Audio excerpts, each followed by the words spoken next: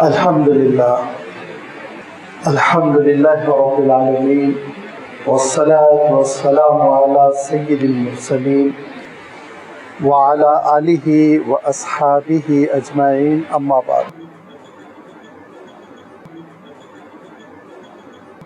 فقد قال اللہ تبارک وتعالی فی القرآن المجید والفرقان الحمید: اتعجبین من امر اللہ رحمۃ اللہ علیکم وبرکاتہ علیکم اہل البیت انہ حمید مجید۔ صدق اللہ العظیم۔ عزیزان گرامی، اسماء الحسنی کو سمجھنے کے لیے الحمدللہ ہم یہ وقت فارغ کر رہے ہیں، یہاں تک کہ یہ نشست نمبر 61 ہے، 61، جس میں آج ہم حاضر ہیں، اور انشاءاللہ اللہ تعالیٰ کی ایک صفت اور اللہ تعالیٰ کا ایک نام، اسماء حسنی میں سے ایک اسم مجید پر انشاءاللہ گفتگو کریں گے۔ اسماء حسنی پر جو گفتگو کا سلسلہ یہاں جاری کیا گیا ہے، اس کے پیچھے جو موٹیویٹ ہے، محرک ہے، وہ یہ ہے کہ ہمارا تعلق اللہ تعالیٰ سے بڑھ جائے۔ میرا اور آپ کا تعلق اللہ تعالیٰ سے رسمی قسم کا نہ ہو، برائے نام نہ ہو، بلکہ یہ تعلق حقیقت پر مبنی ہو، پختہ ہو، ٹھوس ہو، محکم بنیادوں پر ہو، جس کے لیے ضروری ہے کہ معرفت خداوندی ہمارے اندر ہو، جس کو ہم خدا مانتے ہیں، جس کو ہم خالق اور مالک مانتے ہیں، جو ہمارا پروردگار ہے، اس کی کیا صفات ہے، اس کے فنکشنز کیا ہے، اس کے اسما کیا ہے۔ لہذا اللہ تعالیٰ نے اسی حقیقت کو اجاگر فرماتے ہوئے ارشاد فرمایا: للہ الاسماء الحسنی فادعوہ بہا وذروا الذین یلحدون فی اسمائہ سیجزون ما کانوا یعملون، کہ جو لوگ اللہ تعالیٰ کے ناموں کی قدر نہیں کرتے، ان کو سمجھنے کی کوشش نہیں کرتے، ان کو اے رسول آپ چھوڑ دیجئے، اپنے کیے کا وہ پائیں گے، پچھتائیں گے۔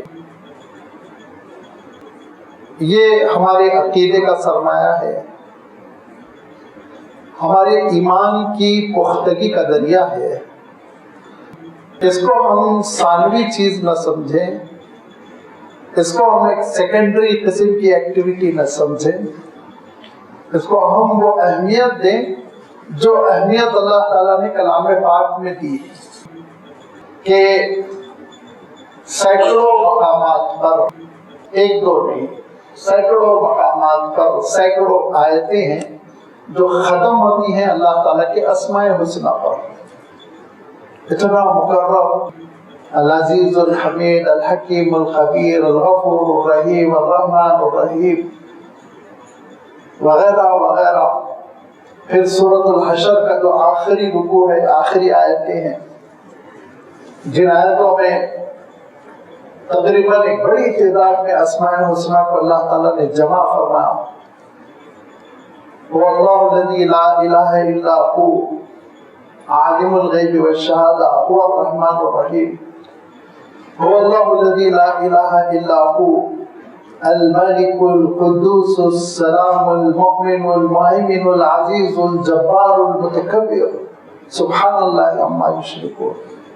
هو اللہ الخالق البارئ المصور لہ الاسماء الحسنی۔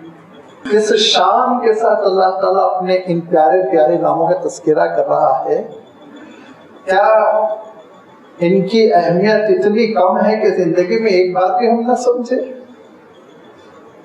یہ اللہ تعالیٰ کے وہ نام ہے جس کی وجہ سے ہمارے دل میں اللہ تعالیٰ کی محبت کا نور پیدا ہوتا ہے، معرفت پیدا ہوتی ہے، عبادت میں دل لگتا ہے.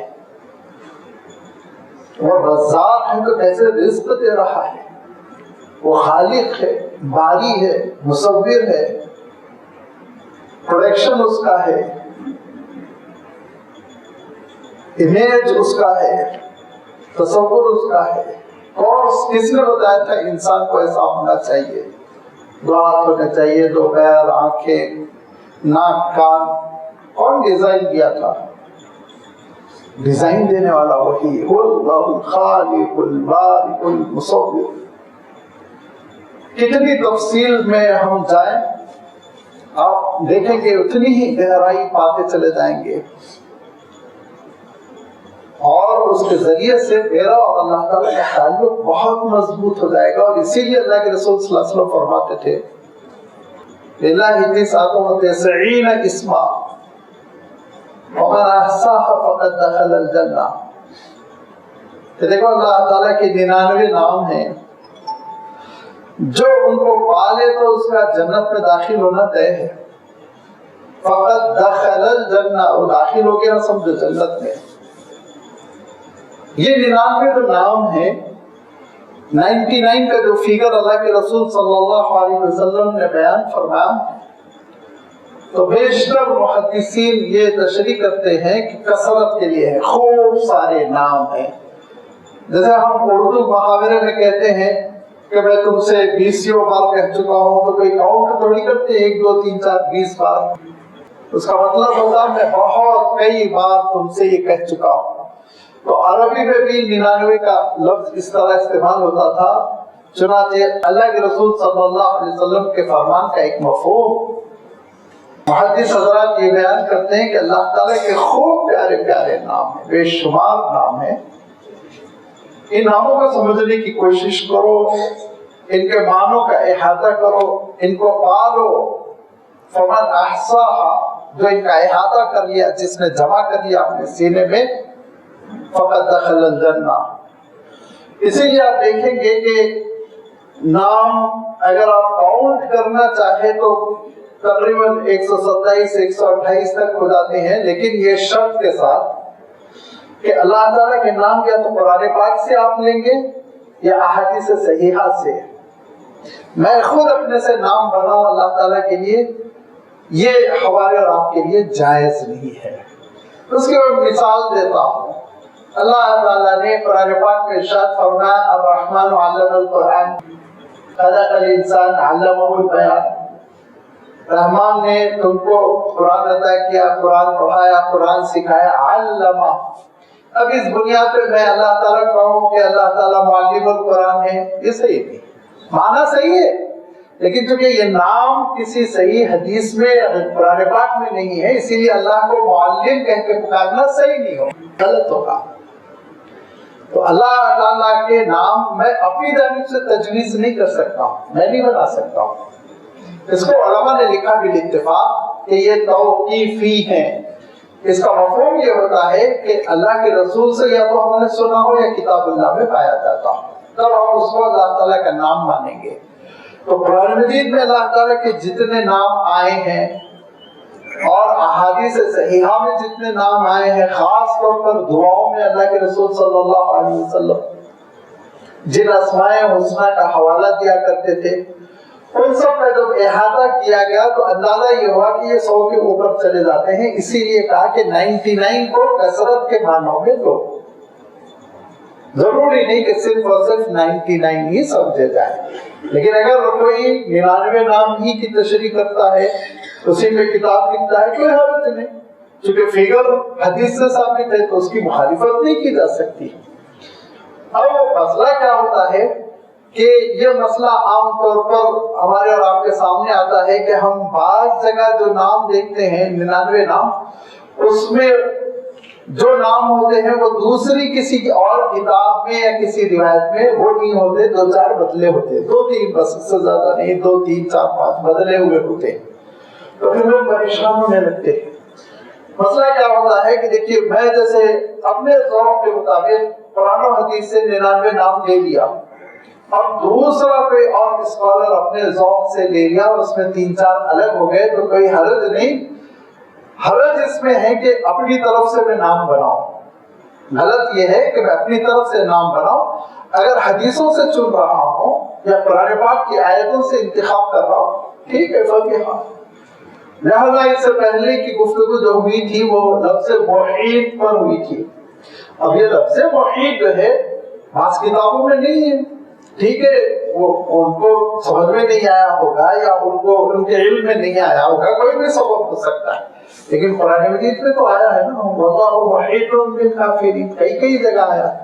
جب اللہ تعالیٰ نے خود اپنے لیے نام استعمال کیا تو لازمی بات ہے اس نام پر ہم گفتگو کریں تو یہ کوئی قابل مواخذہ گرفت والی بات نہیں ہوگی, یہ خود اللہ تعالیٰ نے قرآن پاک میں اختیار فرمایا. چنانچہ انہی ناموں میں سے ایک نام ہے مجید کا. مجیدن کا لفظ, یہ لفظ قرآن پاک میں 4 مرتبہ آیا ہے. یہ لفظ قرآن مجید میں 4 مرتبہ آیا, لیکن 2 مرتبہ اللہ تعالیٰ کے لیے ہے, 2 مرتبہ قرآن مجید کے لیے. ہم خود کہتے ہیں قرآن مجید زبان آتی ہوگی اس لیے, 2 مرتبہ تو اللہ تعالیٰ کے لیے ہے اور 2 مرتبہ قرآن پاک کے لیے ہے. اس سے پہلے کہ مجید کس کو کہتے ہیں اس کے بارے میں کچھ گفتگو میں کروں, یہ بتا دیتا ہوں کہ قرآن پاک میں کہاں کہا آیا. سورہ ہود میں اللہ تعالیٰ نے ارشاد فرمایا کہ جب حضرت ابراہیم علیہ السلام کے پاس فرشتے پہنچے اور وہ فرشتے عذاب کا فیصلہ لے کر آئے تھے جو قوم لوط پر نازل کرنا تھا. حضرت ابراہیم علیہ السلام کو سلام کرتے ہوئے وہ گزر رہے تھے تو حضرت ابراہیم علیہ السلام نے کچھ خوف کی سی بات محسوس کی, کہ اللہ تعالیٰ ارشاد فرماتا ہے کہ ان کو مہمان سمجھا اور بچڑا بھون کر سامنے رکھا, لیکن فلما رأى أيديهم لا تصل إليه, جب دیکھا کہ وہ لوگ گوشت کو ہاتھ ہی نہیں لگا رہے ہیں, أوجس منهم خيفة, کہ حضرت ابراہیم علیہ السلام کو ایک اندیشہ ہوا کہ یہ کون ہے جو میزبانی کو قبول نہیں کر رہے ہیں, کھانا سامنے رکھا نہیں کھا رہے ہیں. تو اس وقت فرشتوں نے کہا ہم انسان نہیں ہیں, ہم فرشتے ہیں, بس آپ کو سلام کرتے ہوئے ہم کو آگے بڑھنے کا حکم تھا کیونکہ ہم قوم لوط پر عذاب نازل کرنے جا رہے ہیں. وہ سبب کیا تھا بڑی تفصیل ہے, سورہ ہود کی جو تفسیر ہے اس میں آپ پڑھ لیجیے. تو حضرت ابراہیم علیہ السلام نے کہا کہ قوم لوط پر, وہاں تو میرا بھتیجا ہے لوط, نبی ہے, وہ رسول ہے, وہ کیسے عذاب کے مستحق ہو گئے. تو فرشتوں نے کہا کہ اللہ تعالیٰ کا حکم ہے وہ نافذ کرنا ہے, فرشتے تو اللہ تعالیٰ کے حکم سے ہٹ کر چلتے ہی نہیں. تو حضرت ابراہیم علیہ السلام اللہ تعالیٰ سے رجوع ہو گئے, یجادلونا فی قوم لوط, کہ اللہ یہ کیا بات ہے, میرے بھتیجے ایک نبی وہ قوم میں کام کر رہے ہیں اور آپ نے عذاب بھیجنے کا فیصلہ کر دیا. جو بھی حضرت ابراہیم علیہ السلام کا لو لہجہ رہا ہوگا رسالت والا, نبوت والا, تو اللہ تعالیٰ نے کہا کہ دیکھو جھگڑا مت کرو, جو ہمارا فیصلہ ہے وہ ہوگا. اور اس پر فرشتوں نے کہا کہ اللہ تعالیٰ نے ہم کو یہ حکم دیا ہے کہ ہم آپ کو ایک علم والے بیٹے کی خوشخبری دے دیں. حضرت اسماعیل علیہ السلام پیدا ہو چکے تھے, مکہ مکرمہ میں تھے, اب تقریباً آپ یوں سمجھ لیجیے 12-13 سال کے تھے وہ. اس موقع پہ فرشتوں نے کہا کہ اندر جو آپ کے اہلیہ محترمہ ہیں حضرت بی بی سارہ, ان سے بھی آپ کو ایک بیٹا تولد ہوگا. فبشرناہ بغلام علیم, علم والا لڑکا ہوگا. تو اس موقع پہ بی بی سارہ سن رہی تھی پس پردہ, انہوں نے کہا توبہ توبہ فسکت وجہہا, سب پہ ہاتھ مار کے کہنے لگی کہ انا علی, میں بچہ جنم دوں گی, میں تو بوڑھی ہو چکی ہوں, حاضر بانی شیخہ, اور میرے شوہر بھی بہت ضعیف ہو چکے ہیں, 100 سال سے زائد عمر متجاوز ہو گئی. تو فرشتوں نے یہ کہا اتعجبین من امر اللہ, اللہ کے معاملے میں کیا آپ کو تعجب ہے, وہ تو قادر مطلق ہے. اس نے تو حضرت آدم علیہ السلام کو بغیر والد کے بغیر والدہ کے بنایا, اس نے تو حضرت حوا کو بغیر ماں کے بنایا. اس نے تو حضرت عیسیٰ علیہ السلام کو خیر بعد میں آیا مرحلہ، لیکن بغیر والد کے اللہ تعالیٰ نے بنایا ہے اور جنم دیا ہے. تو لازمی بات ہے، اس میں تعجب کی کیا بات ہے کہ بڑھاپے میں کسی کو اولاد ہو جائے. پھر آگے ارشاد فرمایا کیا تعجبین من امر اللہ، اللہ کے معاملے میں آپ کیوں تعجب کر رہی ہیں کہ اللہ کی سلامتی ہو وبرکاتہ علیکم، اور اس کی برکتیں ہوں تم پر، اہل البیت، اے اس خاندان کے لوگوں، انہ حمید مجید، بے شک اللہ تعالی حمد کے قابل بھی ہے، مجید بھی ہے. مجید کی تشریح باقی ہے. یہ مجید کا لفظ آپ دیکھیں گے سورۃ البروج میں بھی اللہ تعالیٰ کے لیے آیا، ذل عرش المجید، وہ ذات جو مجد والی ہے، مجید ہے، اور جو عرش والی ہے. اللہ تعالیٰ کے لیے 2 مرتبہ. اور قرآن مجید سورہ بروج میں بھی آیا ہے اور ایک دوسرے مقام پر بھی آیا ہے. تو یہ مجیدوں کا جو لفظ ہے، اس لفظ کی میں وضاحت کر رہا ہوں ابھی، لیکن اس سے پہلے مسجد کی انتظامی کمیٹی سے اجازت لے کے تھوڑا سا پگڈنڈی پر جاؤں گا، زیادہ دور نہیں. لیکن چونکہ ایک مسئلہ اہم ہے، اور آج کل ہم جن کو اہل سنت والجماعت کہتے ہیں، جو مین اسٹریم ہے، ان میں بھی بعض عجیب قسم کی باتیں پھیلنے لگی ہیں، تھوڑی سی معلومات کی کمی ہے. کہ دیکھیے اہل البیت کا لفظ آیا ہے قرآن پاک میں، یہاں پر بھی آیا ہے اور پھر آیت التطہیر میں بھی آیا ہے کہ اللہ تعالیٰ ارشاد فرمایا کہ تم پر سلامتی ہو اے گھر والوں، اور اللہ کی برکتیں ہوں، بے شک اللہ تعالیٰ ہم کے قابل ہے اور وہ مجد والی ذات ہے.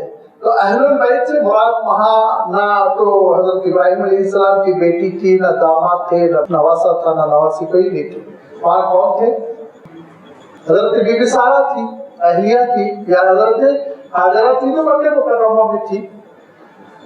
آیت تطہیر میں بھی اللہ تعالیٰ نے جو ارشاد فرمایا، سورۃ الاحزاب کا پورا رکوع پڑھ لیجئے، اے نبی کی بیویوں تم کو یہ کرنا ہے، تم کو یہ نہیں کرنا ہے.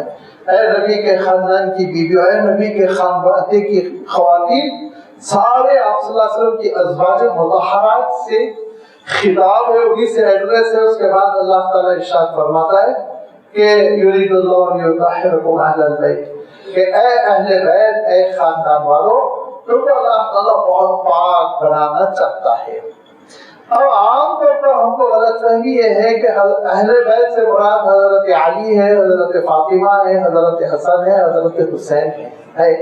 واقعی ہے، اس کا انکار، یہ حدیث کا انکار ہے، کیونکہ اللہ کے رسول صلی اللہ علیہ وسلم نے جب یہ آیت نازل ہوئی تو ان چاروں کو بلایا اور اپنی شال میں ان کو ایسے لے لیا، لے کے کہا یہ بھی میرے اہل بیت ہے. اور کیجئے حدیث پہ، یہ بھی میرے اہل بیت ہے. تو ام المومنین حضرت خدیجہ الکبریٰ بھی اہل بیت ہے، ام المومنین حضرت ام سلمہ بھی اہل بیت ہے، ام المومنین حضرت عائشہ بھی اہل بیت ہے، ام المومنین حضرت سودا بھی اہل بیت ہے، ام المومنین حضرت صفیہ بھی اہل بیت ہے. یہ سب اہل بیت ہیں. ہم اہل بیت کے معنی یہ سمجھتے صرف 5 لوگ نہیں، اصلی قرآنی طور پر تو تمام امہات المؤمنین ہیں، حضرت خدیجہ الکبریٰ سے لے کر حضرت عائشہ رضی اللہ تعالیٰ عنہ تک، یہ سب اہل بیت ہیں. اور اس کے ساتھ ساتھ اللہ کے رسول صلی اللہ علیہ وسلم کے حکم سے حضرت علی بھی اہل بیت ہے، حضرت فاطمہ بھی اہل بیت ہے، حضرت حسن بھی اہل بیت ہے، حضرت حسین بھی اہل بیت ہے. اب اگر کوئی ایسا فرقہ جو قرآن و حدیث سے استنباط نہیں کرتا، وہ اگر کوئی خاص مفہوم لیتا ہے تو ان کو لینے دیجیے. لیکن جو دعویٰ کرتے ہیں کہ ہم قرآن پاک کو اور آپ صلی اللہ علیہ وسلم کے ارشادات کو حجت مانتے ہیں، ان کو حق نہیں ہے کہ امہات المؤمنین کو اہل بیت کی لسٹ سے نکال دیں.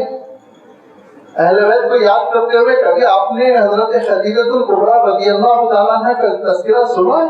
کبھی سنا آپ نے؟ کیوں نہیں سنا؟ بی بی فاطمہ کس کی بیٹی ہے؟ حضرت خدیجہ ہی کی تو بیٹی ہے.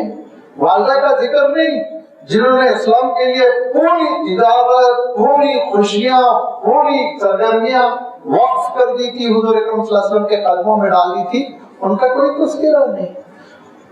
उम्मुल मोमिनीन हजरत आयशा रज़ी अल्लाह तआला अन्हा जो अल्लाह के रसूल सल्लल्लाहु अलैहि वसल्लम के उलूम के बड़े हिस्से की मुहाफिज हैं, आप सल्लल्लाहु अलैहि वसल्लम की बेशुमार अहादीस की रावी हैं। ख़वातीन के इल्म का जितना हिस्सा वो हजरत बीबी आयशा से चला रहा है। उनका तज़किरा कभी होता है अहले बैत में? बिल्कुल नहीं होता। तो ये गलत फहमी जो हमारे अंदर आ गई, इसके इजाले की जरूरत है। आप तमाम अइम्मे मुक़द्दिमीन को पढ़ लें, इमाम इब्न जरीर तबरी रहमतुल्लाह अलैह को पढ़ लें, इमाम इब्न कसीर को पढ़ लें, इमाम कुर्तुबी को पढ़ लें। उन्होंने सब ने लिखा है कि असलन अहलुल बैत बीवियों को कहते हैं, और अल्लाह के रसूल सल्लल्लाहु अलैहि वसल्लम के हुक्म की वजह से हम इन चारों को भी अहले बैत में लेते हैं, और हम लेते हैं अल्हम्दुलिल्लाह। हम उनके मकाम और मर्तबे को हरगिज़ नहीं गिरा रहे हैं, लेकिन सिर्फ उनको पकड़कर दूसरों को छोड़ देने पर हम एतराज कर रहे हैं। इस हकीकत को आप समझ लीजिए। चूंकि ये आयत में अहलुल बैत का लफ्ज आया है, और अहले बैत में कोई नहीं थे। हज़रत इब्राहीम अलैहिस्सलाम की सिर्फ अहलिया थी उस वक्त, और कोई था ही नहीं। और दूसरी अहलिया और फर्जंद जो थे वो हज़रत हाजरा और इस्माइल, वो भी अगर मुराद ले लिए जाए तो वो भी तो लाज़मी बात है, अहलिया है, ना नवासे है ना नवासी। तो ऐसी सूरत में अहलुल बैत का मफ़हूम ये तय हो जाता है कि बीवियों पर अहले बैत का इतलाक अव्वल दर्जे में होता है। ये मैं वजाहत थोड़ा सा ज़िमनी तौर पर कर दिया, क्योंकि जलसों में देखता हूँ अहले बैत अतहार, तो उसमें कहीं है अच्छा चलो छोड़ो भाई, हजरत आयशा से तुमको शिकायत होगी, उम्मुल मोमिनीन हजरत खदीजा तुमको से तो तुमको शिकायत नहीं होनी चाहिए, वो तो हजरत फातिमा की वालिदा है, उनका तो जिक्र करो कम से कम। नहीं, निकाल दिया, गायब कर दिया सबको, अपने मतलब की चीज ले ली। कहीं ऐसा ना हो धीरे धीरे हम भी उसी मसलक की तरफ जाए। इसीलिए मैं क्लियर कर रहा हूँ, चाहे किसी को बुरा लगे किसी को अच्छा लगे, लेकिन तमाम उम्महातुल मोमिनीन अहलुल बैत में शामिल है। क्लियर कर लीजिए अपने ज़हनों में। और फिर उसके बाद से आगे चलिए कि अल्लाह ताला इरशाद फरमाता है हमीदुन मजीदुन। देखिए हमीद के माने होते हैं तो काबिल तारीफ। हम की तशरीह हम कर चुके हैं, हामिद है, महमूद है, और इस लफ्ज से जो जो अस्मा बनते चले जाते हैं कि काबिल तारीफ, हमीद जिसकी तारीफ तय है, कोई शक व शुबा नहीं। यूं भी उर्दू में हम तर्जुमा करते हैं सतौदा सिफात, जिसकी सिफात काबिल तारीफ है। मजीद, मजीद दो मानों को लिया हुआ होता है अरबी में। मजीद जो है दो मानों का हामिल होता है, क्योंकि ये लफ्ज इसकी रूट जो है वो मजदून है, मीम जीम और दाल। तो ये मजदून से जो मजीद लफ्ज बना है, इसको असलन मुबालगे का सिला कहते हैं। बाद लोगों ने माजिद भी लिया है अस्माए हुस्ना में से, लेकिन मैं माजिद का तज़किरा इसलिए नहीं कर रहा हूँ कि न सिर्फ ये कि कुरान मजीद में माजिद अल्लाह के लिए नहीं आया, बल्कि हदीस में भी बस एक ऐसी हदीस में है जो ज़रा रिवायत कमजोर है, इन्हो माजिदुन व मजीदुन का लफ्ज आया है, लेकिन माजिद में तो ज़रा टेम्पररी माने होते हैं, याद रखिए। इस्मुल फाइल कहते हैं उसको अरबी के एतबार से, और मजीद में माने जो है ना वो टेम्पररी नहीं होते, हमेशा कंटिन्यूअसली जिसके अंदर सिफत होती है उसको फाइल के वजन पर लाया जाता है, और ये दो मानों के लिए इस्तेमाल होता है। दो माने बैक वक्त जब किसी के अंदर होंगे तो उसके लिए आप मजीद का लफ्ज इस्तेमाल कर सकते हैं। नंबर एक, पहली चीज तो ये कि करीमुन फी ज़ातिही, वो अपनी जात में नोबल है, बुलंद है, आला है, उसकी जात में ही शरफ है, बुलंदियां है, उसकी जात में है, उसके नेचर में ही, उसकी ओरिजिनलिटी में ही उसकी अपनी शराफत है, ऊंचा मकाम है। और यूं समझ लीजिए कि काबिल तारीफ है, बहुत अंतर है, बुजुर्ग है। ये एक मफहूम भी आता है 50% कसीरुल अता, और वो अपनी सिफात में, अपने अफ़आल में वो बड़ी फैजान वाली हस्ती हो, कसीरुल अता, बहुत देने वाला हो, देते हुए वो थकता ना हो, उसके खजाने में कमी ना आती हो। ये दोनों मफहूम मिलते हैं तो फिर मजीदुन का लफ्ज वजूद में आता है। जैसे देखिए मिसाल के तौर पर हम चाय किसको कहते हैं? जिसमें पानी भी हो पत्ती भी हो। सिर्फ पत्ती है तो चाय नहीं कहलाएगी, सिर्फ पानी है तो चाय नहीं कहलाएगी। کم سے کم یہ دو کا کمبینیشن ہوگا تب تو چائے کہیں گے نا، بعد میں ٹھیک ہے آپ اپنے ذوق سے دودھ ڈال لیجیے، شکر ڈال لیجیے، لیکن یہ کم سے کم ایلیمنٹس ہے، یہ دو ایلیمنٹ ہو گئے تو چائے وجود میں آتی ہے۔ ایسے ہی مجید کا لفظ جو وجود میں آتا ہے، جو مفہوم اس کا برآمد ہوتا ہے، وہ یہ کہ کریم فی ذاتہ، وسیع فی صفاتہ، وفی فیضانہ، وفی عطائہ، یہ مفہوم مفسرین نے بیان کیا کہ جو اپنی ذات میں بہت بابرکت ہو۔ اسی لیے ایک مرتبہ اللہ کے رسول صلی اللہ علیہ وسلم سے پوچھا گیا کہ من الکریم، اپنی ذات میں قابل تعریف کون ہے؟ اللہ کے رسول صلی اللہ علیہ وسلم نے فرمایا کہ یوسف کریم ابن کریم ابن کریم ابن کریم، حضرت یوسف علیہ السلام کا نام لے کر کہا وہ بھی کریم ہے، اپنے ذات میں انتہائی شریف، ان کے والد بھی اپنے ذات میں انتہائی شریف، ان کے دادا بھی اپنے ذات میں انتہائی شریف، ان کے پردادا بھی یعنی حضرت ابراہیم علیہ السلام بھی اپنے ذات میں اعلیٰ درجے کے شریف۔ شرافت جہاں جا کے ختم ہو جاتی ہے، اس کے آگے شرافت باقی نہیں رہتی، یہ اس خاندان میں ہے۔ تو یہ جو اللہ کے رسول صلی اللہ علیہ وسلم مفہوم بیان کر رہے ہیں، اس کے لیے آپ کو حضرت ابراہیم علیہ السلام کی بھی سیرت دیکھنی ہوگی، حضرت اسحاق علیہ السلام کی بھی، حضرت یعقوب علیہ السلام کی بھی، اور حضرت یوسف علیہ السلام کی۔ تو لازمی بات ہے یہ اسماء الحسنہ کی مجلس قصص الانبیاء میں تبدیل ہو جائے گی۔ اشارہ البتہ میں کر دیتا ہوں کہ حضرت ابراہیم علیہ السلام کی شرافت کا اندازہ لگائیے کہ جس وقت ان کے والد ان کو دھتکار رہے تھے نکل جائے یہاں سے، اور جب کہ حضرت ابراہیم علیہ السلام کی نئی نئی شادی ہوئی تھی، اہلیہ محترمہ بھی ساتھ ہے، اور ایسے موقع پر اس زمانے میں جنگلوں کی نظر کر دینا یہ دراصل درندوں کے ہاتھوں انسان کو ڈال دینا تھا، زندگی خطرے میں ڈالنا۔ لیکن اس موقع پہ حضرت ابراہیم علیہ السلام کی شرافت دیکھیے اور رب العزت کا ٹمپریچر دیکھیے۔ ٹمپریچر یہ گفتگو کا یاد رکھیے، ٹمپریچر ہوتا ہے، اس میں گرمی ہوتی ہے، اس میں نرمی ہوتی ہے، ٹھنڈک ہوتی ہے، اس کو سمجھنے کی ضرورت ہوتی ہے۔ لہذا حضرت ابراہیم علیہ السلام رخصت ہوتے ہوئے یہ نہیں کہہ رہے تھے کہ آپ کو میں نے ہدایت دی تھی، سچی بات بتائی تھی، لیکن سچی بات سمجھ میں نہیں آئی، پچھتائیں گے، بھگتیں گے، یہی کہنا چاہیے تھا نا۔ وہ تو رسول ہے، وہ تو توحید کی دعوت دے رہے ہیں، اور اگر یہ کہتے تو حضرت ابراہیم علیہ السلام حق بدانی ہوتے، بالکل صحیح جواب ہوتا، کوئی غلطی نہیں ہوتی اس میں، نعوذ باللہ۔ لیکن حضرت ابراہیم علیہ السلام کیا کہہ رہے تھے؟ کہہ رہے تھے ابا مجھے آپ کو نکالنا ہے نکال دیجیے، لیکن سوف استغفر لک ربی انہ کان بی حفیہ۔ ایسا پیارا جملہ ہے جو میں نے عرض کیا نا، ٹمپریچر، انہ کان بی حفیہ، ایسا پیارا جملہ ہے کہ اس کا ترجمہ کرتے زبان تھک جائے لیکن مفہوم ادا نہ ہو۔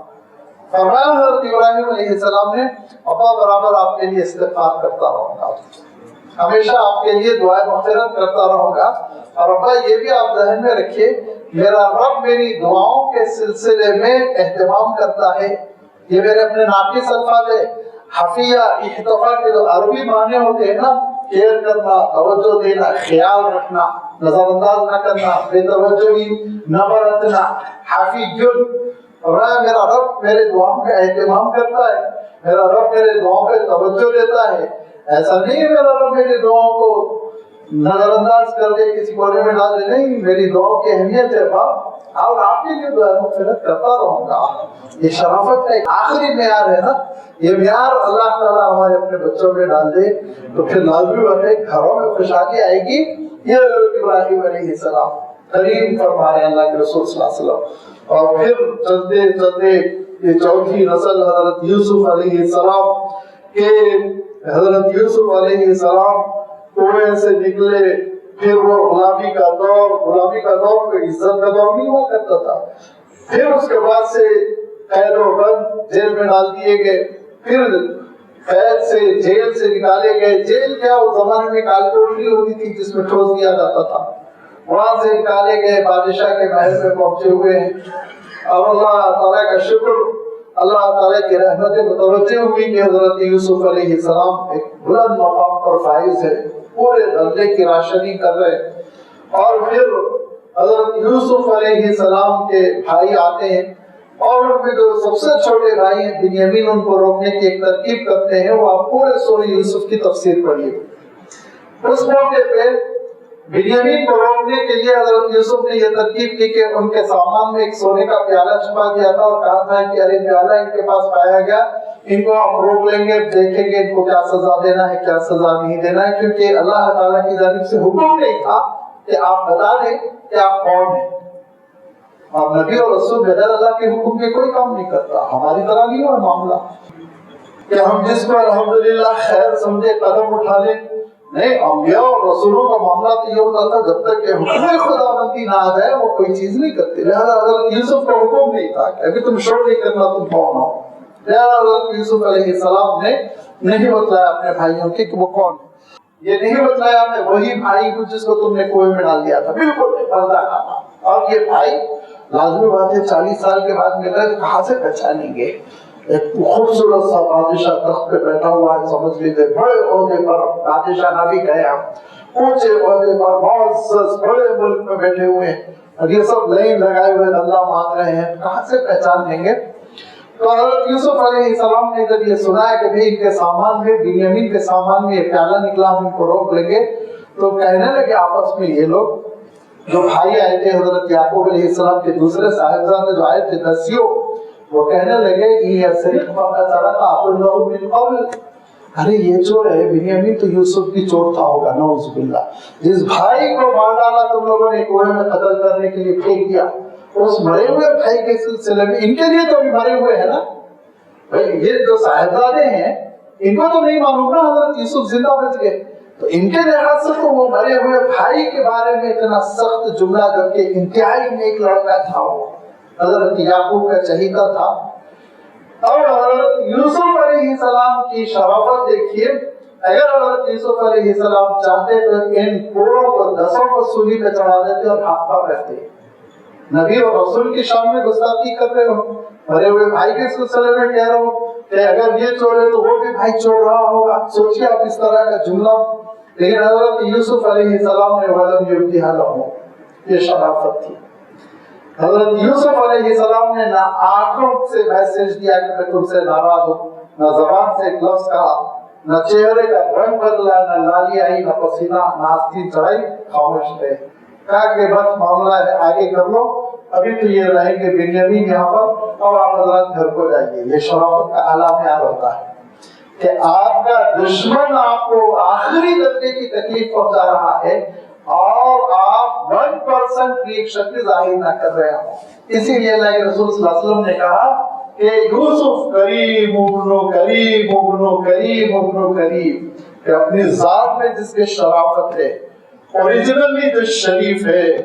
ایسا نہیں ہے کہ شرافت کو تھوڑا سا لڑکی کے سسرال والے تحقیق کرنے آئے ہیں تو ظاہر کر دو اور بڑے میٹھے لبوں لہجے میں بات کرو, ایسا نہیں. یہ شرافت اندر سے پھوٹ رہی ہے. یہ شرافت آپ کے جسم میں ہے, آپ کے بائی نیچر ہے. یہ شرافت جو انسان کے اصل میں ہوتی ہے, یہ نمبر 1. اور نمبر 2 یہ کہ اس شرافت کا وہ فائدہ دوسروں کو دیتا ہو, رکتا نہ ہو, بہتا دریا ہو, فیاض ہو, اس کے فیضان سے لوگ فائدہ اٹھاتے چلے جائیں.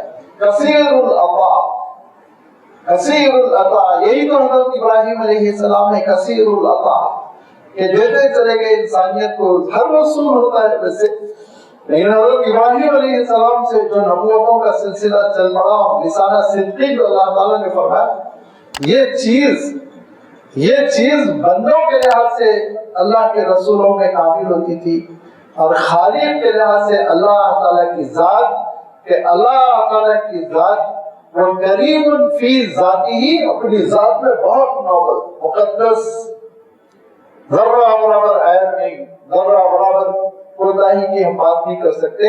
اور کثیر العطا, اتنا دینے والا ہے, اتنا دینے والا ہے کہ یہ کائنات لیتے ہوئے تھک رہی ہے مگر وہ دیتے ہوئے نہیں تھک رہا ہے, دیتا چلا جا رہا ہے, دیتا چلا جا رہا ہے. کس چیز کی کمی ہے؟ رزق میں دیکھ لیجیے اللہ تعالیٰ کتنا دے رہا ہے, پانی میں دیکھ لیجیے اللہ تعالیٰ کتنا عنایت فرما رہا ہے, روک نہیں پا رہے ہیں ہم, بہتا چلا جا رہا ہے پانی. اور اللہ تعالیٰ جس معاملے میں آپ نگاہ اٹھا کر دیکھیے، پیٹرول میں دیکھ لیتے، معدنیات میں دیکھ لیتے، دیتا چلا جا رہے، تو بہت بڑی بڑی چیزوں کا تذکرہ کر رہا ہوں میں، باقی اور اللہ تعالیٰ جو معنوی چیزیں عطا کر رہا ہے کثیر العطا، یہ ہے مجید، کہ فی نفسی ہی بھی وہ قابل تعریف ہے، فی نفسی ہی بھی وہ نوبل ہے، بلند ہے، برتر ہے، پاکیزہ ہے، اور اس کے ساتھ ساتھ وہ کثیر العطا ہے، دیتا چلا جاتا ہے، واسع العطا ہے، اس کے خزانے میں کمی نہیں آتی ہے۔ لہذا اللہ تعالیٰ کی یہ صفت، اللہ تعالیٰ نے حضرت ابراہیم علیہ السلام کے خانوادے کو ان کی اچھائیوں پر مبارکبادی دیتے ہوئے، سلامتی کا فیصلہ کرتے ہوئے یہ اللہ تعالیٰ نے بشارت دی، اور اسی بشارت کو اور اسی صفت کو پھر درود ابراہیم میں اللہ کے رسول صلی اللہ علیہ وسلم نے رکھنے کا حکم دیا، جس کے بغیر ہماری نماز نہیں ہوتی۔ دونوں درود میں آپ دیکھیں گے اخیر میں انہ حکیم مجید کا لفظ ہے۔ کیوں؟ اس کی وجہ یہی ہے کہ ہر نماز میں جب آپ نماز ختم کر رہے ہوتے، تصور کر لیں کہ میں 10 سال سے نماز پڑھ رہا ہوں تو اللہ تعالیٰ بہت اجر دے چکا ہوگا، نہیں، اس کے خزانے میں کمی نہیں ہے۔ یاد رکھو ایک بات، اس کے خزانے میں کمی نہیں ہے کہ وہ اللہ کے رسول صلی اللہ علیہ وسلم کے مقامات بلند کرتا چلا جائے، بلند کرتا چلا جائے، اور اس کے خزانے میں کمی نہیں ہے کہ وہ میری مغفرت کے فیصلے کرتا چلا جائے، میری مغفرت کے فیصلے کرتا چلا جائے۔ یہ ہے وہ میسج جس کی وجہ سے درود ابراہیم میں یہ لفظ رکھا گیا، اور یہ لفظ قرآن مجید ہی سے مستعار لیا گیا ہے، جو حضرت ابراہیم علیہ السلام کے لیے فرشتوں نے سنایا، اسی سے یہ درود لے کر ہم کو اور آپ کو اللہ کے رسول صلی اللہ علیہ وسلم نے عنایت فرمایا۔ قرآن مجید کے لیے بھی اللہ تعالیٰ نے ارشاد فرمایا انہ قرآن مجید فی لوح محفوظ۔ تو قرآن مجید کا معاملہ بھی تو یہی ہے کہ قرآن مجید جو ہے نا فی نفسی ہی کلام بہت اعجاز ہے، اس کے اندر مقدس کلام ہے، اس کلام میں کوئی عیب نہیں ہے، اس کلام میں کوئی رکاکت نہیں، اس کلام میں کوئی کمزوری نہیں، اس کلام میں کوئی کسی قسم کا جھوٹ نہیں ہے، بہت ہی محکم کلام، بہت عمدہ کلام، حسین کلام، اور اس کے علاوہ یہ کلام ہم کو دیتا جا رہا ہے، دیتا جا رہا ہے، ہر زمانے میں ہماری رہنمائی کر رہا ہے، یہ کلیکٹیو لائف میں ہماری رہنمائی کر رہا ہے، یہ شخصی زندگی میں ہماری رہنمائی کر رہا ہے، اجتماعی زندگی کا نظام یہ عطا کر رہا ہے، انفرادی دعاؤں کا، عبادتوں کا، اللہ تعالیٰ سے جڑنے کا انداز یہ ہم کو دیتا چلا جا رہا ہے۔ اور اس اعتبار سے بھی آپ غور کر لیجیے کہ کلام اللہ کی آیتوں کے جو معجزے ہیں وہ بھی نکلتے چلے جا رہے ہیں، نمایاں ہوتے جا رہے ہیں، ابھرتے چلے جا رہے ہیں، ایک ایک معجزہ لوگ غور کرتے چلے جا رہے ہیں، نئی نئی تحقیقات پیش کی جا رہی ہیں، ہر صدی میں کچھ تحقیقات آتی ہیں قرآن مجید کے سلسلے میں۔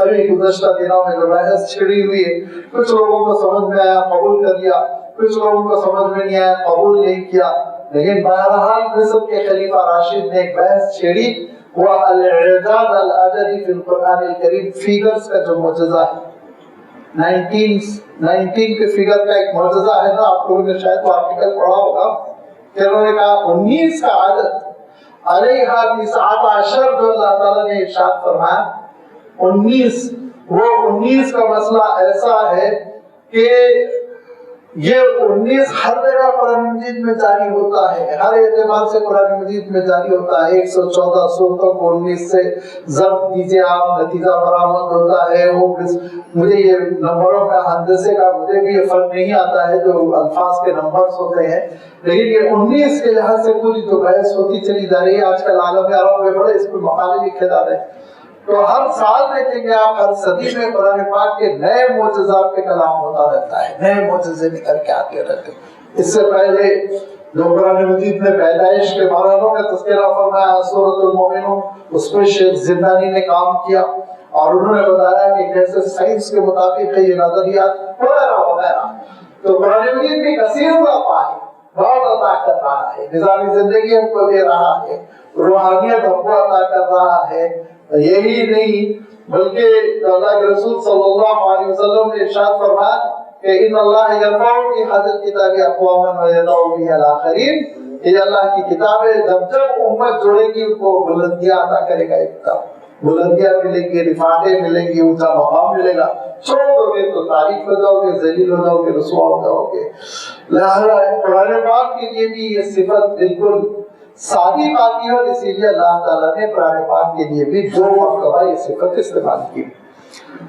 معنوں کی وضاحت کے بعد ہمیشہ میں آپ سے ایک درخواست کرتا ہوں کہ اللہ تعالیٰ کی جو اسماء حسنہ ہیں, وہ اسماء حسنہ کا ایک ریفلیکشن, ایک اثر, ایک اس کا عکس ہماری اور آپ کی زندگی میں بھی پڑنا چاہیے. یہ ایک بہت بڑا فائدہ ہوتا ہے اسماء حسنہ کا. اور میں وضاحت کے ساتھ کہتا ہوں, اگر وہ معاف کرنے والا ہے تو ہمارے اندر بھی معاف کرنے کی ادا آ جائے. اگر وہ ارحم الراحمین ہے تو ہمارے اندر بھی مہربانی آ جائے, نرمی آ جائے, رحم کرنے کا جذبہ آ جائے. اس کو تو کلیئرلی اللہ کے رسول صلی اللہ علیہ وسلم نے ارشاد فرمایا, الراحمون یرحمہم الرحمن, جتنے رحم کرنے والے ہوتے ہیں ان پر رحمان رحم کرتا ہے. تو لازمی بات ہے بندوں کے اندر یہ صفت آنی چاہیے. خود اللہ کے رسول صلی اللہ علیہ وسلم کی صفت اللہ تعالیٰ نے رحیم بیان کی. لقد جاءکم رسول من انفسکم عزیز علیہ ما عنتم حریص علیکم بالمؤمنین رؤوف رحیم. تو یہ رحمت کی صفت ہمارے اندر آئے. اللہ تعالیٰ کی صفت وہ کامل ہے, وہ سورج کی طرح ہے, اور میرے دل پر اس کا جو اثر پڑے گا یوں سمجھ لیجیے ایک شیشہ ہے, اس کے اوپر اس کی روشنی پڑ رہی, عکس پڑ رہا ہے. ایسے ہی اللہ تعالیٰ رزاق ہے. تو میں نے اپنی خدمت میں رکھا تھا کہ قرآن پاک میں بار بار یہ تاکید کی گئی, اللہ کے رسول صلی اللہ علیہ وسلم نے بار بار یہ فرمایا کہ ہم بھوکوں کو کھانا کھلانے کا ذریعہ بن جائیں. حالانکہ رازق تو نہیں بن سکتے, اصل رازق حقیقی تو وہ ہے, لیکن ذریعہ ضرور بن سکتے ہیں نا. یطعمون الطعام علی حبہ مسکینا ویتیما واسیرا. اللہ کے رسول صلی اللہ علیہ وسلم سے پوچھا گیا کہ اسلام کی جو حسین ترین چیزیں ہیں نظر آنے والی, وہ کون کون سی ہیں؟ تو اللہ کے رسول صلی اللہ علیہ وسلم نے فرمایا کہ افشاء السلام و اطعام الطعام وصل والناس نیام. دیکھو, خوب سلام کرنا اور بھوکوں کو کھانا کھلانا, اور جب لوگ سو رہے ہوں تو نماز کا اہتمام کرنا. تو اطعام الطعام یہ رزاقیت کی ایک جھلک ہمارے اور آپ کے اندر پیدا ہو جائے. ایسے ہی سارے اسماء حسنہ کا ہم مطالعہ کریں. صرف فکری بات نہیں ہے کہ یہ تھیوری ہے اس کو بیان کر دیا جائے, نہیں, پریکٹیکلی میری اور آپ کی لائف پر اس کا اثر پڑنا چاہیے. اب جب اللہ تعالیٰ مجید ہے تو اس کے مجد کا اثر, ابھی آپ جا کے دیکھیے باہر کسی بھی پتھر پر ہاتھ رکھیے وہ گرم ہوگا. کیوں ہے بھائی گرم؟ اس میں سورج کی گرمی کی تاثیر لی. اگر وہ سورج کی گرمی کی تاثیر نہ لیتا تو لازمی بات ہے اس کے اندر گرمی اور حرارت نہ پیدا ہوتی. اور ہمارے اندر بھی اللہ کے صفات کی تاثیر لینے کی صلاحیت ہونی چاہیے. یہ ایک بہت اہم بات ہے یہ. اور ہمارے اندر مجد کیسا آئے گا؟ بہت آسان ہے. میں حضرت ابراہیم علیہ السلام کے واقعے کی دہائی دے چکا ہوں, حضرت یوسف علیہ السلام کے واقعے کی جانب اشارہ کر چکا ہوں. رکھ رکھاؤ, کنٹرول, کانفیڈنس, سیلف کنٹرول, تیش میں آنا, یہ اوریجنل شرافت اپنے اندر پیدا کرنا, قابو رکھنا. اللہ کے رسول صلی اللہ علیہ وسلم کا کیا معاملہ ہوا کہ جب اللہ کے رسول صلی اللہ علیہ وسلم سن 8 ہجری میں ہجرت کے 8ویں سال مکہ مکرمہ فتح کرتے ہوئے اندر تشریف لے جا رہے تھے, تو اس موقع پہ ایک نوجوان صحابی کہہ پڑے, یوم یوم الملحمہ, یوم یوم الملحمہ, آج تو انتقام لے کے چھوڑوں گا, بدلہ لوں گا. اتنا مارتے تھے, دکان لوٹتے تھے, ستاتے تھے, گالی گلوچ کرتے تھے, موب لنچنگ کرتے تھے, اب نہیں چھوڑوں گا. تو نکل گیا جذبے میں. آپ صلی اللہ علیہ وسلم نے سرزنش کی, کہا روک دو, یہ نعرہ روک دو, اور وہ اليوم یوم المرحمہ, اليوم یوم المرحمہ. دشمن کو تکلیف بھی نہ ہو, کان کو بھی تکلیف نہ ہو, سماج کو بھی تکلیف نہ ہو. یہ کیا بلندی اخلاق کی یہ نبیوں نے جو ہم کو دی, اللہ کے رسول صلی اللہ علیہ وسلم نے جو ہم کو عطا کی, یہ اخلاق حسنہ ہمارے اندر پیدا ہو. قابو رہنا, پیش میں نہ آنا, اور سامنے والے کو ذلیل کرنے کی کوشش نہ کرنا, رکھ رکھاؤ کے ساتھ بات کرنا. ایک لفظ میں, کبھی کبھی لفظ بھی نہیں, ایک آنکھ کے اشارے میں سامنے والے کا مقام گر جاتا ہے, دل ٹوٹ جاتا ہے, برگشتہ ہو جاتا ہے, وہ آپ کا دوست باقی نہیں رہتا. لیکن اگر شرافت ہے اور یہ رکھ رکھاؤ ہے، یہ وفاداری ہے اور یہ نبھانے کی صلاحیت ہے، تو ایسے لوگ پھر حقیل عزیز ہوتے ہیں، سب کے پاس وہ محبوب ہوتے ہیں۔ لیکن لازمی بات ہے یہ حلیم دل کی چیز نہیں ہے، ایسے ہی ٹیبلٹ کھا لیا تو آ گیا، اس کے لیے بہت مشق کرنی پڑتی ہے، اہل اللہ کے ساتھ بیٹھنا پڑتا ہے، دیکھنا پڑتا ہے کہ انہوں نے کیسے ریئیکشن کیا، کیسے خاموشی انہوں نے اختیار کی، اپنے دشمنوں کے سلسلے میں ان کا رویہ کیا تھا، اپنے محسنین کے سلسلے میں۔ یہ بھی ایک بہت بڑی مصیبت ہے، آج کی موجودہ دور کی جو انسانیت ہے اس کی بڑی برائیوں میں سے ایک برائی یہ ہے کہ اپنے محسن کی کردار کشی کرتے ہیں، اور اس کا سب سے بڑا نمونہ تو ہمارے وزیر اعظم صاحب ہے، جنہوں نے ان کو بچایا انہیں کو انہوں نے قبر میں لدا کے لٹا دیا۔ تو یہ جو محسن ہوتے ہیں وہ محسنوں کے احسان کو پہچاننا، ان کی قدر کرنا، ان کی عزت کرنا۔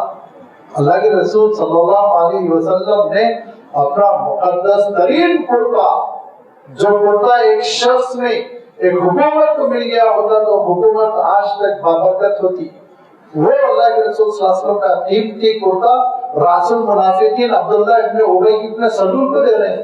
کیوں دے رہے ہیں؟ سارے سیرت نگار کہتے ہیں نا کہ ایک ہی احسان تھا اللہ کے رسول صلی اللہ علیہ وسلم، اس احسان کا بدلہ الجزاء الاحسان الا الاحسان سے کر دینا چاہتے تھے کہ اس نے اللہ کے رسول صلی اللہ علیہ وسلم کے چچا حضرت عباس کو غزوہ بدر کے بعد اپنا چھپا دیا تھا، اپنا کرتا دیا تھا، میرا مقدس ترین کرتا لے کر تو خبر میں جا۔ اس سے بڑھ کر کیا احسان؟ یہ شرافت ہوتی ہے، یہ شرافت ہوتی ہے اپنے محسنین کو پہچاننا، وفاداری کے ساتھ رہنا، اپنے دشمنوں کے ساتھ بھی ایک لیول تک جانا۔ موجودہ دور میں کیا سکھایا جاتا ہے؟ آپ اپنے دشمن کو بغیر پانی پلائے ذبح کر دینا، بچنے کی کوئی امید نہ رہنا۔ اسلام نہیں سکھاتا ہے، اسلام نہیں سکھاتا، اللہ کے رسول صلی اللہ علیہ وسلم کی سیرت طیبہ نہیں سکھاتی ہے۔ جہاں تک ہے ٹھیک ہے، اللہ تعالیٰ ارشاد فرماتا ہے تم لوگوں کو بہت ستایا گیا، بڑی زیادتی کی گئی، جتنی زیادتی کی گئی اتنا بدلہ لے لو تو ٹھیک ٹھاک ہے، لیکن ومن عفا وغفر فإن ذلك من عزم الأمور، جو معاف کر دے، دل صاف کر لے، وہ تو بہت بلند ہے اللہ تعالیٰ کی نگاہ۔ یہ ہے شرافت، معاف کر دینا اور بدلہ نہ لینا، بلکہ کبھی کبھی ان کو گفٹ وفٹ دے کے قصہ ختم کر دینا، یہ بڑی بلندی کی بات ہوتی ہے۔ یہ اخلاق کی بلندی ہم کو اپنے اندر پیدا کرنی ہوگی۔ پھر دوسرا مرحلہ آئے گا کثیر العطا واسع العطا، کہ اللہ تعالیٰ مجید ہے، وہ اپنی ذات میں بہت بلند ہے، برتر ہے، شریف ہے، اعلیٰ ترین اس کا شرافت کا اپنا مقام ہے، اس کے شایان شان ہے جس کے لیے میرے پاس الفاظ نہیں۔ اور دوسری چیز یہ کہ وہ بڑا عطا کرنے والا ہے، اس کے خزانے میں کبھی نہیں ہوتی، وہ دیتا رہتا ہے، دیتا رہتا ہے، وہ ایسا داتا ہے جو کبھی ہاتھ نہیں روکتا، جب جس قوم کو جس چیز کی ضرورت ہوتی ہے وہ عطا کرتا ہے۔ یہاں تک کہ حضرت ابراہیم علیہ السلام کی پوری قربانیوں کے بعد جب حضرت ابراہیم علیہ السلام مکہ مکرمہ تشریف لائے اور حضرت اسماعیل کی ذبح کا بھی واقعہ ہو چکا، تو حضرت ابراہیم نے کعبۃ اللہ کی عمارت تعمیر کی اور دعا کی کہ اللہ اس شہر کو میں نے آباد کر دیا، اب اس شہر میں جو لوگ آباد ہوں گے ان میں تو میری امامت کو منتقل کرنا، لوگ آگے چل کے دین کے، امامت سے مراد یہ تنخواہ والی امامت کو سن لیا، قیادت دینی قیادت سے ترجمہ کر لیتے کہ آنے والی قوم بھی دینی قیادت کرے، آنے والی قوم بھی وہ نبیوں کا فریضہ انجام دیتے رہے، دعوت کا فریضہ انجام دیتے رہے۔ تو اللہ تعالیٰ نے کہا لیکن جو کفر اور شرک کی طرف جائے گا اس کو میں تمہاری اس صفت سے محروم کر دوں گا، یہ صفت مشرک کو کافر کو نہیں ملے گی۔ تو حضرت ابراہیم علیہ السلام نے پھر آگے دعا کی، دوسری دعا، اور اے اللہ اس بستی والوں کو خوب کھلا پلا، چاروں طرف سے رزق اللہ آتا جائے، لیکن فرمایا کہ کون بستی والوں کے ساتھ فرمایا بستی میں ایمان والوں کو اللہ عطا کرے، رزق عطا کرے۔ اللہ تعالیٰ نے کہا رزق دینے میں ایمان شرط نہیں ہے، اللہ دینے میں ایمان کنڈیشن نہیں ہے۔ یاد رکھیے یہ حقیقت اگر ہم سمجھ لیں تو بہت سارے ذہن میں جو خیالات آتے ہیں وہ خیالات نکل جائیں کہ دین ایک نعمت ہے، ہدایت ایک نعمت ہے، اللہ سے تعلق ایک نعمت ہے، اللہ کے رسول صلی اللہ علیہ وسلم کی اطاعت ایک نعمت ہے۔ یہ نعمت اتنی بڑی ہے، اتنی بڑی ہے کہ یہ نعمت اللہ تعالیٰ بہت چن چن کے دیتا ہے، ان کا ظرف ہے کہ نہیں، ان کا دل قابل ہے کہ نہیں. اور غلہ، رزق، بنگلہ، موٹر، یہ اللہ تعالیٰ کے پاس غیر اہم چیزیں ہیں، بیکار نہیں ہے، ہمارے لیے ضروری ہے، لیکن اللہ تعالیٰ کی نگاہوں میں غیر اہم چیزیں ہیں. یہ مومن کو بھی دے سکتا ہے، کافر کو بھی دے سکتا ہے، اس میں ایمان کی شرط نہیں، شکر کی بھی شرط نہیں. بڑے بڑے ناشکر فرعون جیسے لوگوں کو بھی دے دیتا ہے اللہ تعالیٰ، لو دنیا میں جتنا لینا ہے لو. لیکن یاد رکھو، روحانیت، عبادت، ہدایت، توفیق، اللہ اور اس کے رسول کی محبت، یہ بہت بڑی نعمت ہے. بہت چونکتے ہوئے دل میں ڈالوں گا میں، یہ ہر ایک دل میں نہیں. جو بندہ روتا ہے، گر گراتا ہے، دربار میں اس کے سجدے کرتا ہے، اسی کو اللہ تعالیٰ یہ ہدایت دیتا ہے. حضرت ابراہیم علیہ السلام نے جب یہ کہا اللہ ایمان والوں کو رزق و غلہ دے، تو فرمایا ومن کفرا، کافر کو بھی دوں گا، امتیہ قلیلا، مگر تھوڑی زندگی، جب تک کہ 60 سال 80 سال 90 سال زندگی، اس وقت تک، پھر اس کے بعد تو جہنم کی طرف لے جاؤں گا کفر کی وجہ سے. لہذا اللہ تعالیٰ کثیر العطا، کثیر العطا، مومن کو بھی عطا کر رہا ہے، کافر کو بھی عطا کر رہا ہے. وہی انسانیت کو آپ دیکھ لیجیے. لیکن صحیح معنوں میں دیکھا جائے تو اللہ تعالیٰ انسان کو بھی عطا کر رہا ہے، دیگر جانداروں کو بھی عطا کر رہا ہے، سمندر کی مخلوق بھی محروم نہیں ہے، ان کو بھی عطا کر رہا ہے، سب کو دے رہا ہے. تو میرے اندر بھی اس صفت کا کچھ جھلک آنی چاہیے، اس کا کچھ ریفلیکشن، اس کا کچھ اثر میری اور آپ کی سیرت پر بھی مرتب ہونا چاہیے. وہ اس طرح سے کہ میں جو چیزیں میرے پاس آ رہی ہوں اس کو میں مالک نہ سمجھوں، ٹرسٹی سمجھوں. میرے ذہن میں یہ خیال نہیں ہونا چاہیے کہ یہ تو میرا ہے. ایسا ہوا ہے بس اوقات بات چیت میں بعض لوگوں نے کہا کہ ہمارے مال میں ایسے نگاہ کرتے ہیں جیسے ان کا یہ ہمارا ہے، ہم جیسے چاہے خرچ کریں گے. یہاں تک کہ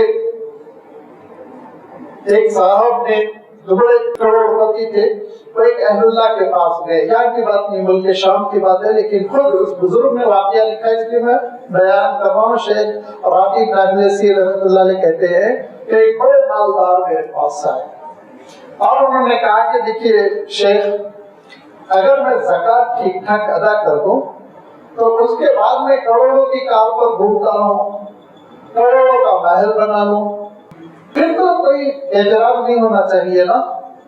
تو بزرگ نے جواب دیا، شیخ نے جواب دیا، ہاں صحیح بات ہے، لیکن ایک بات یاد رکھو کہ تم نے زکات ادا کر دی اور فریضہ ادا کر دیا. اب اس کے بعد تمہارے سامنے دو الگ الگ اختیارات آئے. ایک اختیار یہ ہے کہ 1 کروڑ کی تم کار خریدو اور اس پر گھومو. دوسرا اختیار یہ ہے کہ 20 لاکھ کی کار خریدو اور 80 لاکھ انویسٹ کر دو، تو وہ 10 سال میں 5 سال میں وہ 100 کروڑ ہو جائیں گے. تو تم کیا کرو گے؟ نہیں میں انویسٹ کروں گا. گاڑی تو بس ضرورت بھر ہے نا، 20 لاکھ کی چلے گی، انویسٹ کر دو گا. بولے اسی حقیقت کو سمجھو، پوری دنیا پر اپنے پورے سرمایہ کو خرچ کر دینے سے چند دنوں کا عیش تو ملے گا، لیکن آخرت میں کوئی بدلہ نہیں ملے گا. فرمایا یہاں جب تم اللہ کی راہ میں خرچ کرو گے، ضرورت زندگی اچھے بھلے ڈھنگ سے تم انجام دو. یہ نہیں کہا جا رہا ہے پیدل چلے جاؤ، یہ تو بعض لوگوں کا مقام ہوتا ہے. جیسے مولانا علی میاں صاحب رحمۃ اللہ علیہ، اب تھوڑے دنوں میں ان کو کار گفٹ میں آتی تھی، وہ کار نظرے کو دے دیا کرتے تھے، خود زندگی بھر ایک کار کے مالک نہیں بنے وہ. تو بعض لوگ تو ایسے ہوتے فنا فی اللہ، لیکن ہر آدمی اس کا مکلف نہیں ہے. تو اب ہر آدمی بھلی زندگی بسر کرے، اچھی زندگی بسر کرے. اسلام نے اجازت دی، وَأَمَّا بِنِعْمَةِ رَبِّكَ فَحَدِّثْ، اللہ کی نعمتوں کا اثر ہو تو پھر چلے. لیکن آخرت کے لیے بھی تو انویسٹ کرنا ہے. یہ کیسے لوگ انسان سمجھ لیتا ہے سرمایہ میرا ہے، جیسے چاہے خرچ کرتا رہو. تمہارا نہیں ہے بھائی، اللہ تعالیٰ نے کچھ وقت کے لیے تم کو دیا ہے، بعد میں تم سے چھین لے گا، دیگر لوگوں کو عطا کر دے گا. اس حقیقت کو سمجھ لو. لہذا راہ خدا پہ خرچ کرنا اور اس میں کثیر العطا ہونا، گننے کی بات نہ ہو. دے دیا نہ ایک مرتبہ، اب 100 روپے نکال دیے نہ، ہرگز نہیں. ابھی یہی مولانا علی میاں صاحب شاہ فیصل ایوارڈ ملا، پورا کا پورا افغانستان کے جہاد میں دے دیا. 1 روپیہ گھر نہیں ہے مولانا کے. دبئی سے ایوارڈ ملا، 90s کی بات ہے، 1.25 کروڑ روپے انعام ملے، 1 روپیہ گھر پر نہیں آیا. پورے دینی مدرسوں میں بھیج دیا گیا، دیوبند سے لے کے چھوٹے گاؤں کے مدرسے تک رقم باہر بانٹ دی گئی. یہ مقام ہر ایک کا نہیں ہوتا، اگرچہ بعض لوگوں کا ہوتا ہے، لیکن اس کا میں کہہ رہا ہوں چھوٹا سا اثر تو ہونا چاہیے کہ وہ عطا کرنے والا نہیں روک رہا ہے، ہر مہینے مجھے دے رہا ہے، بڑا تاجر ہے، ہر دن دے رہا ہے، عطا کر رہا ہے، عطا کر رہا ہے، تو میں اس کو خرچ کرنے سے، وہی اللہ تعالیٰ کی راہ میں خرچ کرنے سے کیوں اٹھتا چاہوں؟ میرے اندر اکتاہٹ اگر ہے تو مجد کی صلاحیت میں نے اپنے اندر اخذ نہیں کی، اس کو میں کیچ نہیں کر سکا، حاصل نہیں کر سکا۔ لہذا ایک تو شرافت ہو، رکھ رکھاؤ ہو، بڑے سلیقے سے ہم زندگی بسر کرے، میرے کسی عمل سے کسی کو تکلیف نہ ہو، اور دوسرے یہ کثیر العطا ہو جاؤ، جتنا ہو سکتا ہے راہ خدا میں خرچ کرو، جتنا کر سکتے ہو بسہولت، بآسانی، جس میں تم کو خود مشقت نہ ہو۔ میں خود شرط لگا رہا ہوں، آپ کو کوئی مشقت نہ ہو، پریشانی نہ ہو، بچوں کی تعلیم پہ بھی خرچ کر لیجیے، ان کے فیوچر کے لیے بھی انویسٹ کر لیجیے، جو کرنا ہے کر لیجیے، لیکن اس کے باوجود دین کی ضروریات کے لیے دیتے رہنا، غریبوں کے لیے دیتے رہنا، مسکینوں کے لیے دیتے رہنا، ناداروں کے لیے دیتے رہنا، بیماروں کے لیے دیتے رہنا۔ یہ جو سارے ہاسپٹلز بھرے ہوئے ہیں، علاج کے لیے پیسے نہیں ہیں، ان تک پہنچ کر کچھ نہ کچھ کسی نہ کسی ایک مریض کی اسپانسرشپ قبول کرنا، یہ سارے وہ دروازے جن پر اگر ہم خرچ کریں، وہ ہیڈ سے جن پہ ہم خرچ کریں، تو پھر اللہ تعالیٰ کی صفت کا ایک پرتو میری زندگی میں آ چکا ہے، اور میں نے اس کو قبول کیا، اخذ کیا، اور انشاءاللہ پھر اس کا نتیجہ بھی آپ دیکھیں گے کہ اللہ تعالیٰ اسی طرح اسی شان عنایت فرمائے گا۔ اللہ تعالیٰ اسماء الحسنی کو سمجھنے کی توفیق دے، اسماء الحسنی کے تقاضوں کو سمجھنے کی توفیق دے، اور ان تقاضوں پر عمل کرنے کی توفیق دے، کہ عمل اصل ہے، عمل اصل ہے۔ تصورات کی باتیں تو ہو کر وہ ہوا میں تحلیل ہو جاتی ہے، عمل ہمیشہ عمل وہ ہمارے ساتھ قیامت تک چلتا ہے، بلکہ جنت تک چلتا ہے۔ اللہ تعالیٰ سب کو عمل کا پابند بنائے، عمل پر ہمیشہ جاری رہنے، مستقل مزاج کے ساتھ قائم رہنے کی توفیق عنایت فرمائے۔ وآخر دعوانا الحمدللہ رب العالمین۔